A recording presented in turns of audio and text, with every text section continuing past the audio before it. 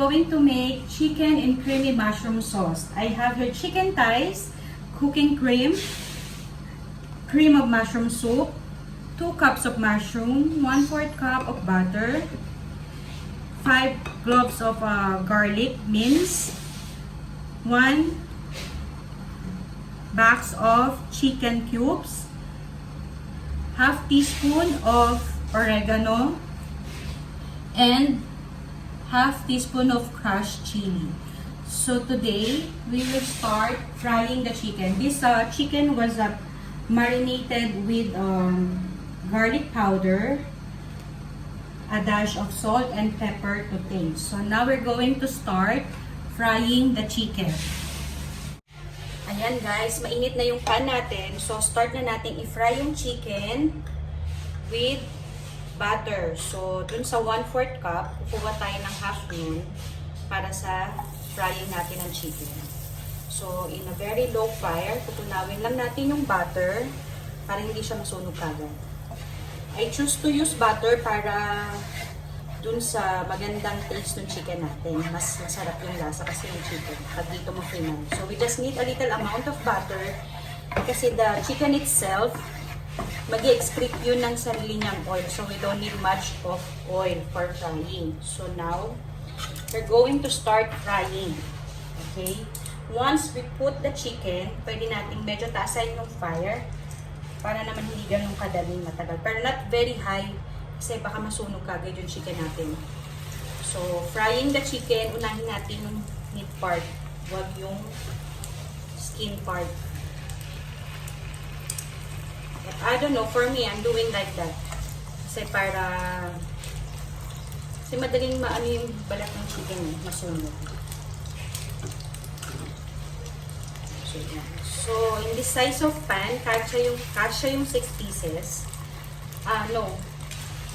4 pieces. Sorry guys, Hindi na-rattle ako eh. Yan. So, 4 pieces is enough for the size of pan. Huwag yung masyadong overcrowded kasi para hindi naman natin mahasel yung pagluluto ng chicken.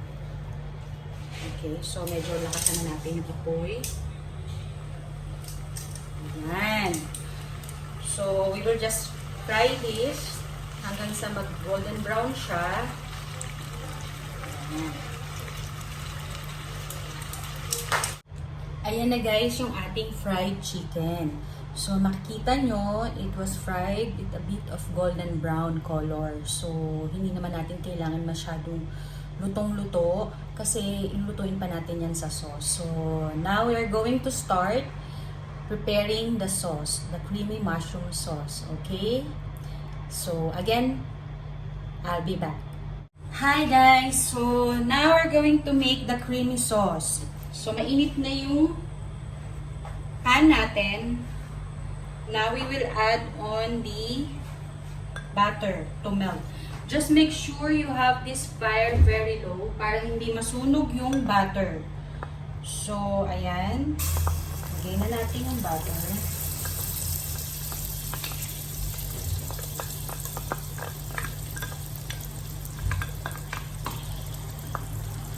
Ayan. Simutin natin para hindi sayang.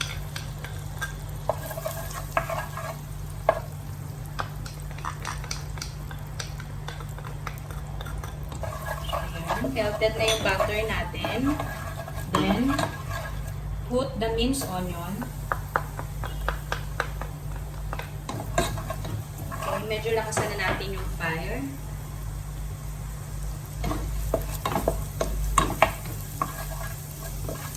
Ayan. So, medyo hintayin lang natin siyang mag-golden brown bago natin ilagay yung mushroom.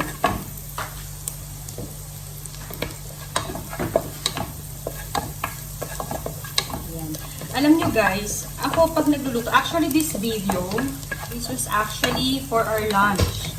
What I'm preparing is for our lunch. Kung ako kasi magluluto, naisip ko kung ano yung available sa kitchen. Para hindi ka nabibili, ganyan. Eh since dito, may flatmate kami dito. Actually yung friend ko, yung may-ari ng flat.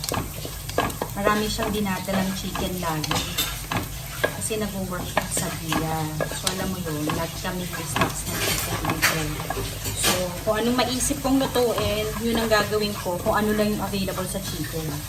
Hindi mo naman kailangan gumastos palagi. Kung ano lang yung nasa kitchen mo, gawin mo. Experiment ka, ganyan. So, yun. Gaya yung na-mention ko before sa mga nauna kong video. Hindi talaga ako sumusunod sa mga yun alam yung mga formal recipes. I'm cooking it on my way. So, kung anong meron ako, yun ang gagamitin ko. So, since we have here also mushroom, naisipan ko gumawa ng chicken in creamy mushroom sauce.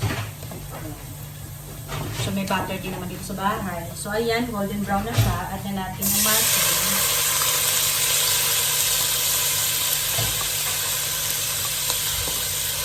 Then, lang natin maigil. Yung garlic. There you go. So, let it stay there for like 2 minutes or 1 minute, pwede na. Kasi maluluto naman yan with the sauce. Dinagay na natin yung sauce because we will make it boil.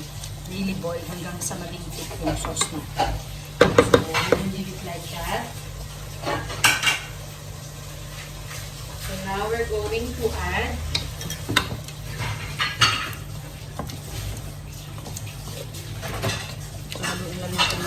para even yung pagkakaluto ng mushroom. Actually, itong mushroom na to is, I believe pre-cook na siya, no? Kaya, hindi mo naman kailangang patagilin yung pagsusotay niya. So, add na natin yung Knorr cream of mushroom. Yung kanina, makita nyo na 1 pack siya, diba? Minelt ko siya sa 3 cups of hot water.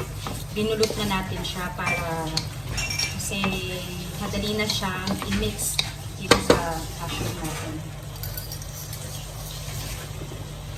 Ayan, guys. I'm pouring the cream of mushroom.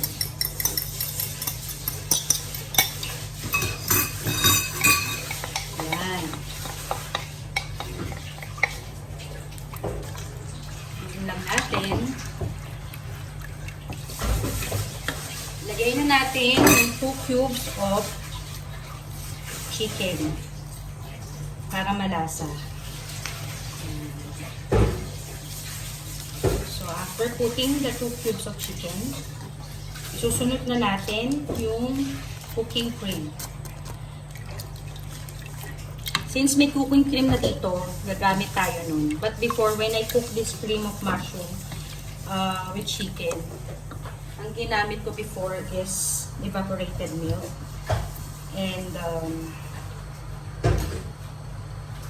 just the Knorr cream of mushroom. So this time, we will use this 500 ml of cooking cream. Ayan. So, kita nyo ba yan, guys?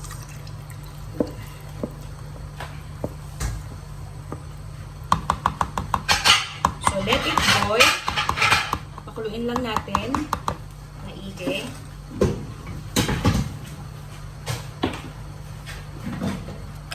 Ayan. Mix natin.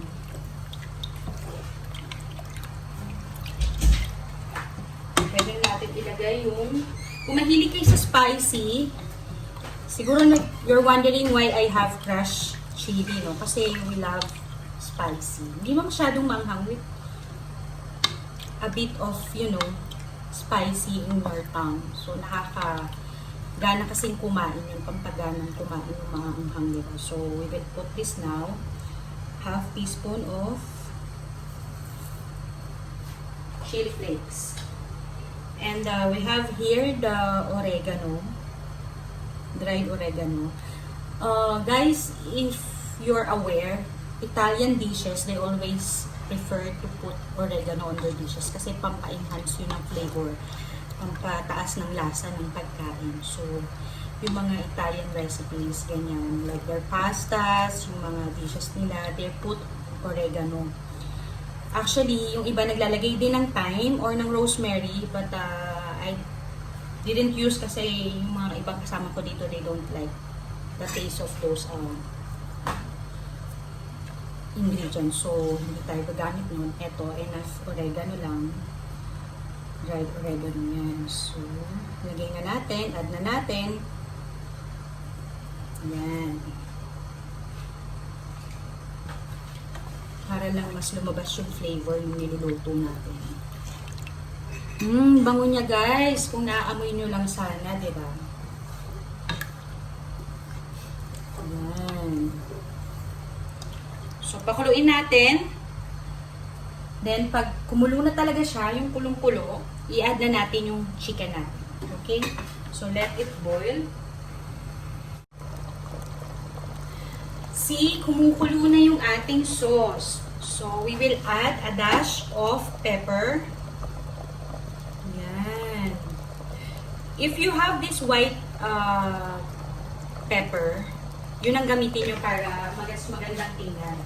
But since I don't have this white pepper, yung black pepper ang ginamit ko.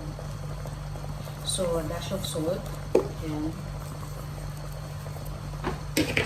Just to make our taste really nice. So, gawin lang natin. Mix natin maigi.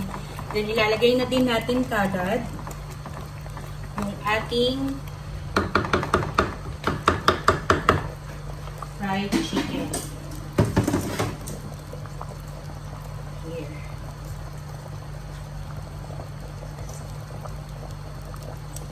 Lagay lang natin sila. Yan. Isot natin maigi. Ganun lang naman kasimple guys magluto nito. Hindi na naman matagal ang preparation. Medyo dinamihan ko yung sauce niya kasi gusto nila dito yung maraming sauce. So, mahilig silang magsabaw sa rice nila. But it depends on you. Yung dinilot kong cream of mushroom na 1 cup. As I mentioned, 3 cups yun. So, pwede nyong gawin lang 2 cups. It's up to you. So, nakita natin, covered na yung chicken natin. So, pakuluin lang natin maigi. Let it simmer for like 2 to 3 minutes. Then, our dish is done. Yan. Very thick na yung sauce natin. So, pwede na natin patayin yung stove. And, i-ready na natin siya sa serving plate. Okay? Wow! Jaran! Ayan, ready ng ating chicken and creamy mushroom sauce. Napakasarap guys, and napakabango niya. Sobrang matatakam kayo at gaganahan kayong kumain. Try this dish and serve with your loved ones. Siguradong magugustuhan nila. Very simple and easy to prepare. So, hindi naman masyadong matagal lutuin. And, you know what guys? Dahil hindi naman natin overcook yung chicken sa pagpa-fry. It's very tender and tasty. So, tara, kain na! Watch out for my next video. Don't forget to like and subscribe.